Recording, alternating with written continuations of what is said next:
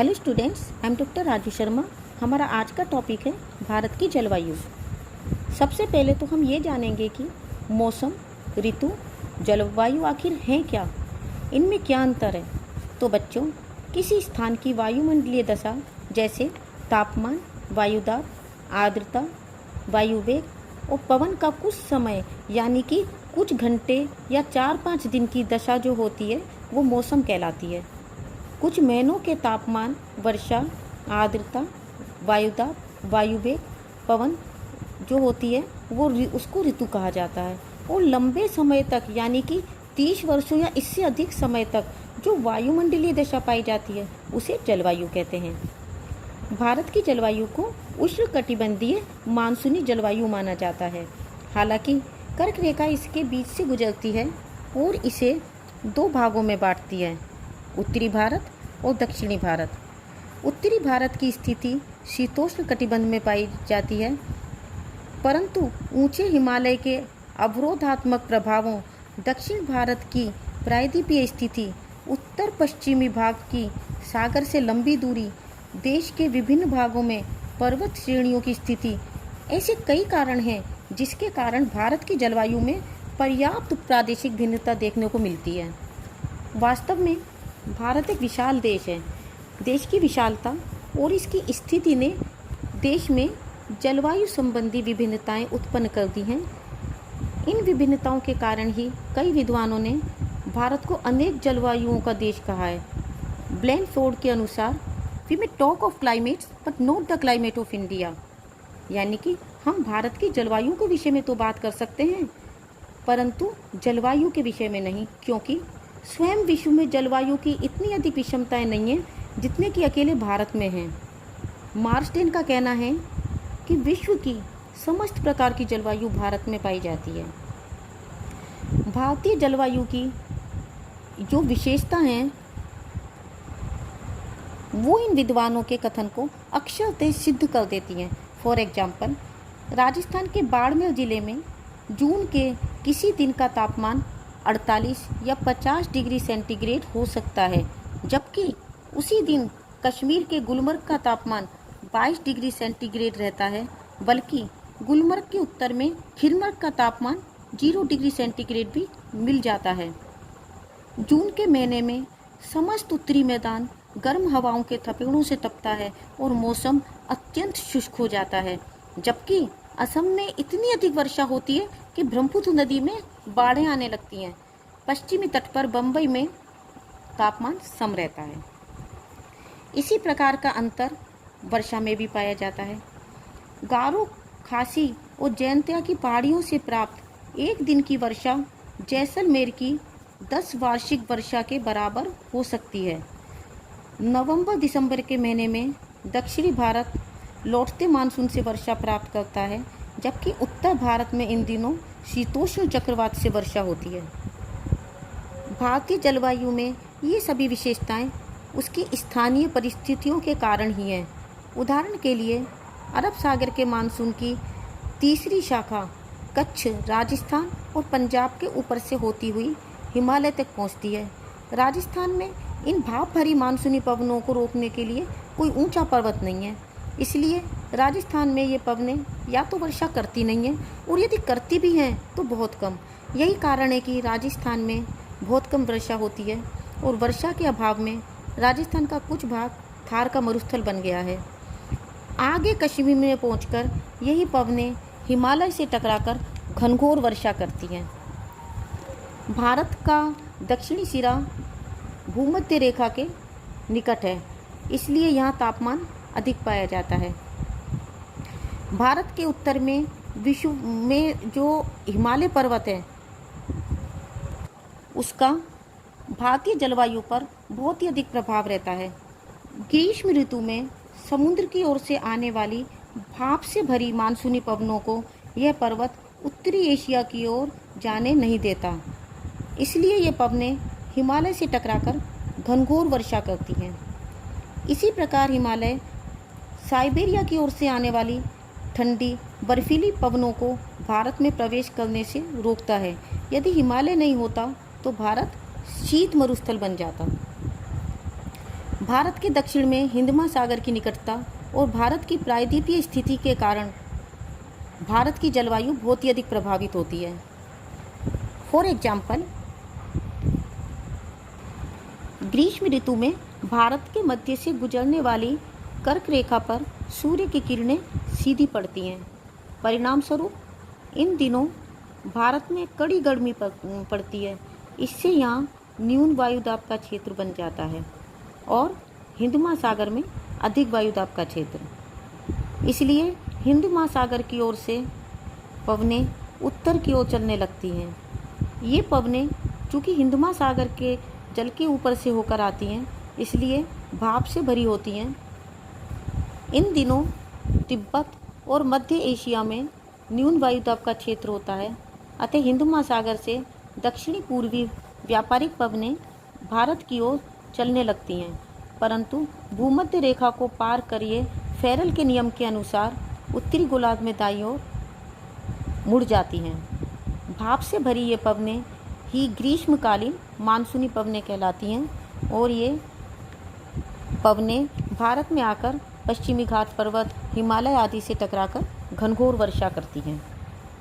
इस प्रकार से विभिन्न प्रकार की जो परिस्थितियां हैं, भारत में जो स्थितियां हैं, उनका प्रभाव भारत की जलवायु पर पड़ता है। जलवायु का भारत के आर्थिक और सामाजिक जीवन पर बहुत ही अधिक प्रभाव पड़ता है। भारत की जलवायु की कुछ ऐसी विशेषताएं हैं जिनका भारत के जीवन पर बहुत ही अधिक प्रभाव है। शायद ही किसी देश में वर्षा का जीवन पर इतना अधिक प्रभाव पड़ता हो जितना कि भारत में, क्योंकि 70% जनता भरण पोषण के लिए खेती एवं पशुपालन पर निर्भर करती है, जो मुख्यतः दक्षिणी पश्चिमी मानसून पर आधारित है। वास्तव में मानसून वो धुरी है जिस पर भारत का समस्त जीवन चक्र और राष्ट्रीय वार्षिक बजट घूमता है, क्योंकि वर्षा का अभाव खेती को ही नष्ट नहीं करता बल्कि किसान और देश के आर्थिक और सामाजिक जीवन को भी झकझोर देता है। मानसून हमारा वो माली है जिसके प्रताप से भारत की धरती माँ वसुंधरा शस्य श्यामला कहलाती है। ऐसे प्रभावों के कारण ही अर्थशास्त्रियों ने भारतीय बजट को मानसून का जुआ कहा है। इसके प्रभाव बहुत ही अधिक हमारे आर्थिक और सामाजिक जीवन पर पड़ते हैं। शीतकाल में भी भारत का तापमान बहुत अधिक नीचे नहीं गिरता, बल्कि प्रत्येक भाग में यथेष्ट गर्मी रहती है। यही कारण है कि कृषि कार्यों के लिए अधिक समय मिलता है। अधिकांश भागों में पाला और कोहरा नहीं पड़ता, इसलिए भारत में इस काल में शीतोष्ण कटिबंध की फसलें पैदा की जा सकती हैं और गर्मियों में उष्णकटिबंधीय तथा अर्ध उष्णकटिबंधीय फसलें। अतः भारत में विश्व की सभी प्रकार की फसलें और कृषि उपजें पैदा की जा सकती हैं। भारत में ग्रीष्मकाल में तापमान अचानक बढ़ते हैं, अतः फसलें शीघ्र पक जाती हैं। निरंतर कृषि शोध के पश्चात भारतीय गुणात्मक उत्पादकता में 1965 के पश्चात निरंतर सुधार आने लगे हैं। अतः यहाँ का बासमती चावल और फार्म का गेहूँ अपनी किस्म के लिए विश्व प्रसिद्ध है। जून, जुलाई और अगस्त के गर्मी के महीनों में ही अधिकांश वर्षा हो जाती है, जिससे सभी फसलें शीघ्र ही तैयार हो जाती हैं। इन दिनों की गर्म और नर्म जलवायु के कारण पौधों की वृद्धि और उत्पत्ति अधिक होती है, जिससे पशुओं को यथेष्ट चारा मिल जाता है। देश में वर्षा केवल 4 महीनों तक ही सीमित रहती है, अतः वर्ष का शेष भाग शुष्क रहता है। भीषण गर्मी के उपरांत वर्षा आने से अनेक व्याधियां और रोग उत्पन्न हो जाते हैं। उदाहरण के लिए कुछ भागों में मलेरिया, आंत्रशोथ जैसे भीषण रोगों का प्रकोप होता है। भारत में वर्षा बहुत ही अनिश्चित होती है। किसी वर्ष वर्षा कम होने से, सूखा होने से लोगों को बहुत ही हानि उठानी पड़ती है, तो दूसरे वर्ष वर्षा अधिक होने से नदियों में बाढ़ आ जाती है। इससे फसलें नष्ट हो जाती हैं। इसी कारण भारतीय ग्रामीण निराशावादी और भाग्यवादी बन गया है। वर्षा की अनिश्चितता के कारण ही भारत सरकार का जो वित्त विभाग है उसका बजट मानसून का जुआ समझा जाता है, क्योंकि अकाल पड़ने या बाढ़ के कारण लगान वसूली बंद हो जाती है और सरकार को अकाल और बाढ़ पीड़ितों की सहायता करनी पड़ती है। वर्षा केवल 3 महीनों तक ही सीमित रहती है और वो भी अनिश्चित। इस कारण शीतकाल में फसलें उत्पन्न करने के लिए सिंचाई की बहुत अधिक आवश्यकता पड़ती है। मानसूनी जलवायु का यह प्रभाव है कि भारत में विभिन्न प्रकार की फसलें पैदा की जाती हैं। अधिक वर्षा वाले क्षेत्रों में बाढ़ों के कारण अपार धन जन की हानि होती है। फसल, पशुओं, रेल मार्गों और सड़कों की हानि होती है। इसी कारण तूफानी या चक्रवातीय वर्षा जो होती है उसके कारण किसान की खड़ी फसलें नष्ट हो जाती हैं और पशुओं को हानि उठानी पड़ती है। यहाँ का पहनावा भी जलवायु के अनुसार ही प्रभावित होता है। भारत में अधिक गर्मी पड़ने और ग्रीष्म ऋतु में ही वर्षा होने के फलस्वरूप ढीले और महीन सूती वस्त्र अधिक पहने जाते हैं। अन्य उष्णकटिबंधीय देशों की भांति भारत में भी धूप या रोशनी की अपेक्षा हवा की अधिक आवश्यकता रहती है। इसी कारण यहाँ के भवन शीतोष्ण कटिबंधीय देशों की तुलना में भिन्न प्रकार के होते हैं। प्रत्येक भवन में आंगन होते हैं जिससे शुद्ध वायु घरों के भीतरी भागों में पहुँच सके।